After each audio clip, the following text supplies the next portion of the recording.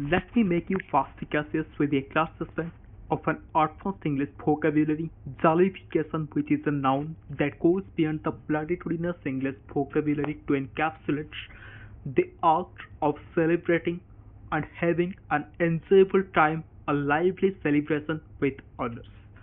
इसका मतलब ये होता है कि जब आप कोई ऑकेजन होता है, जब आप अपने दोस्तों के साथ मिलके एक एंजॉयबल टाइम का एक्सपीरियंस लेते हो या उनके साथ मौज मस्ती करते हो, उसे कहते हैं जलीफिकेशन।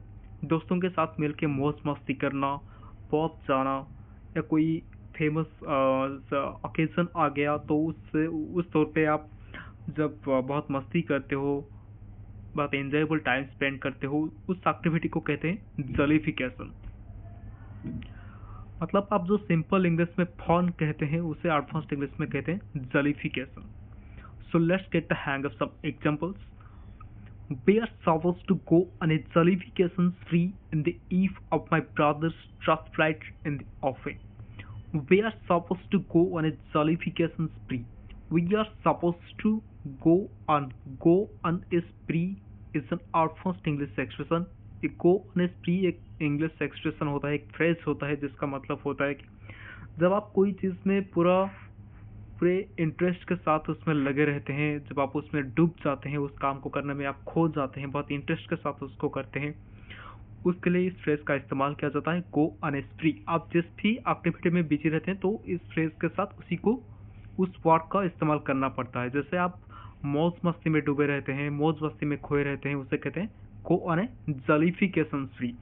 अगर आप कोई गाना वगैरह में खोए रहते हैं उसे तब आप यूज करेंगे गो ऑन ए सिंगिंग स्प्री। अगर आप नाचने में डूबे रहते हैं तो आप बोलेंगे गो ऑन ए डांसिंग स्प्री। अगर आप पढ़ने में डूबे रहते हैं तो आप कह सकते हैं गो ऑन ए स्टडिंग स्प्री। तो ऐसे इसका इस्तेमाल किया जाता है। We are suppose to go on a jollification spree. तो हम सब मौज मस्ती करने वाले हैं, उसमें डूबे रहने वाले हैं। In the eve of my brothers trust flight in the ऑफिंग।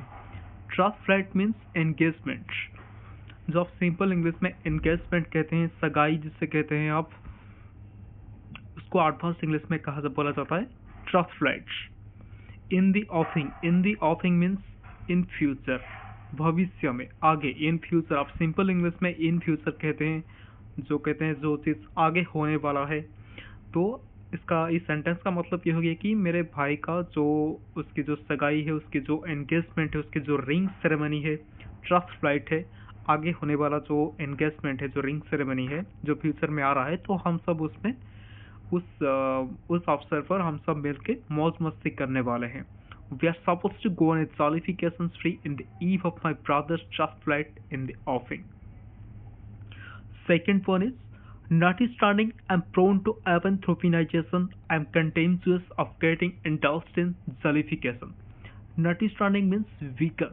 I'm prone to means I'm addicted to. I'm prone to, ये मेरा नेचर है। जब आप अपने नेचर को शो करते हो तो उसके लिए आप इसका इस्तेमाल कर सकते हैं prone to. I am prone to apanthropinization. Apanthropinization means जो इंसान खुद को ह्यूमन काइंड, जो दुनियादारी से खुद को दूर रखता है, जो ज़्यादा कोई लोगों से मिलता जुलता नहीं है, बिल्कुल उसका दुनिया एक अलग होता है, वो किसी के साथ या वो उसका लाइफस्टाइल बिल्कुल ह्यूमन काइंड से बहुत परे होता है, जो वो दुनियादारी से बहुत अलग होता है।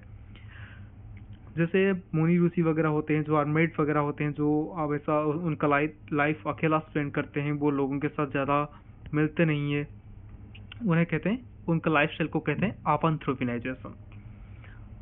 क्योंकि मैं एक ऐसा इंसान हूँ जो मैं दुनियादारी से बहुत परे हूँ, मेरा लाइफस्टाइल ऐसा है, तो I am contemptuous of means I hate, मुझे अच्छा नहीं लगता है। गेटिंग इंडल्ज्ड इन जॉलिफिकेशन, मौज मस्ती में डूबे रहना। गेटिंग इंडल्ज्ड मीन्स किसी चीज़ में डूबे रहना, कोई मौज मस्ती में डूबे रहना, उसमें टाइम स्पेंड करना मुझे अच्छा नहीं लगता, क्योंकि मैं खुद को दुनियादारी से बहुत दूर रखता हूँ। So next one is solipsistic, which is an adjective which means selfish or very self-centered. मतलब जो कोई इंसान बहुत सेल्फिश होता है, हमेशा वो खुद के बारे में सोचता है, वो कभी दूसरों की भलाई के लिए नहीं सोचता है, वो हमेशा बहुत सेल्फ सेंटर्ड होता है, हमेशा खुद के बारे में सोचता है, कैसे खुद आगे जाए, दूसरों को आगे जाने का मौका ना दे, हमेशा सारे फायदा खुद लेता है, तो इसे इंसान को बोलेंगे सॉलिपसिस्टिक। In as much as I'm an opiniophonic person, I'm contemptuous of fraternizing with such a solipsistic person. In as much as means because. In as much as means because. क्योंकि अभी और एक सिनोनिम बताया था मैंने, notwithstanding, जो आप simple English में because कहते हैं, उसके लिए आप इस वर्ड का इस्तेमाल कर सकते हैं, in as much as और notwithstanding. In as much as I'm an opiniophonic person. Opiniophonic means friendly. जो आप सिंपल इंग्लिश में कहते हैं फ्रेंडली, उसके लिए एडवांस इंग्लिश में आप इस वर्ड का इस्तेमाल कर सकते हैं, अवाइनोफॉर्मिक कर, अविंकुलर, इस वर्ड्स का इस्तेमाल आप कर सकते हैं। आई एम एन अवाइनोफॉर्मिक पर्सन, मैं बहुत फ्रेंडली इंसान हूँ। आई एम कंटेंचुअस, अब कंटेंचुअस आप मीन्स अभी ने बताया था। आई हेट फ्रैटरनाइजिंग मीन्स किसी के साथ दोस्ती करना। विद सच ए सॉलिपसिस्टिक पर्सन, ऐसे सेल्फिश लोगों के साथ दोस्ती करना मुझे अच्छा नहीं लगता, क्योंकि मैं एक बहुत फ्रेंडली इंसान हूँ। मैं हमेशा लोगों के साथ मिलता हूँ, उनका प्रॉब्लम सॉल्व करता हूँ, उनकी भलाई के बारे में सोचता हूँ, तो इसलिए मुझे सेल्फिश लोगों के साथ मिलना अच्छा नहीं लगता। Next one is axiomatically the solipsistic snollygusters masquerade as infracaninophile during plebiscite to beat the living daylights out of their Grambletonians. Axiomatically means of course. The solipsistic snollygusters, so selfish snollyguster means so an unprincipled politician, जो बहुत धोखेबाज politicians होते हैं, बहुत बेईमान होते हैं, selfish होते हैं। दे मास्करेड मीन्स प्रिटेंड करना।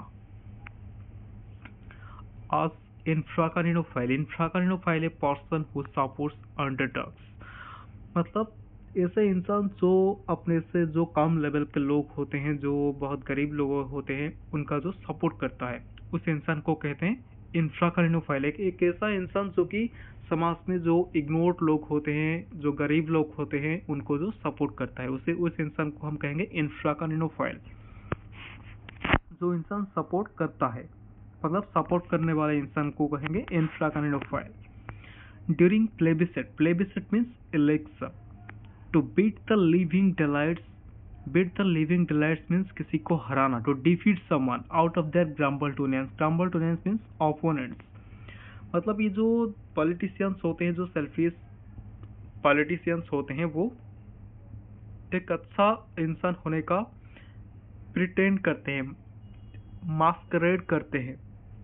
जैसे कि वो हमेशा जो समाज में जो पुअर लोग होते हैं, जो पॉवर्टी से अफेक्टेड है, जैसे वो उनको सपोर्ट कर रहे हैं, ऐसे प्रिटेंड करते हैं इलेक्शन के तौर पर, क्योंकि वो चाहते हैं कि आप उनके जो अपोनेंट्स होते हैं वो कैसे उन्हें हरा सके, कि लोगों का भरोसा जीत सके, वो इलेक्शन में जीत सके, इसलिए वो ऐसा प्रिटेंड करते हैं। असल में वो ऐसे होते नहीं है, वो हमेशा खुद के बारे में सोचते हैं, तो कभी लोगों के भलाई के बारे में सोचते नहीं है, बस उससे दिखावा करते हैं। इस सेंटेंस का मतलब यही है।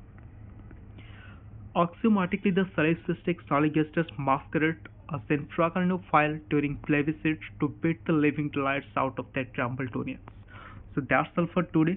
Obfuscating you to be perspicacious with a short first English vocabulary, jollification and solipsistic to grasp yourself. Thank you.